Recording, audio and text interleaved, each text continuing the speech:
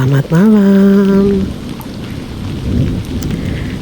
Bacaan kita malam ini diambil dari Injil Markus bab 12 ayat 41 sampai dengan ayat 44. Beginilah firman Tuhan. Pada suatu kali Yesus duduk menghadapi peti persembahan dan memperhatikan bagaimana orang banyak memasukkan uang ke dalam peti itu.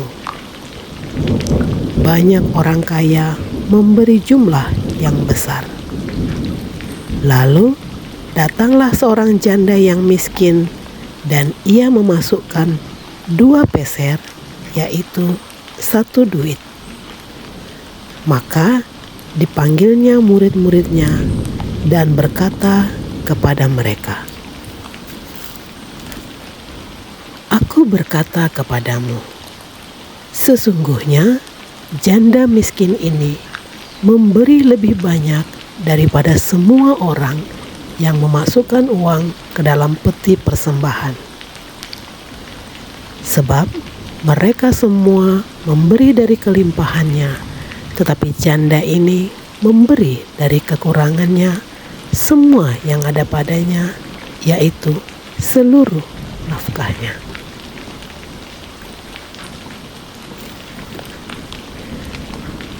Lois, kita menghitung barang mana yang lebih banyak dan lebih sedikit. Biasanya kita akan melihat berapa jumlahnya. Namun, berbeda dalam ucapan syukur dan persembahan kepada Tuhan.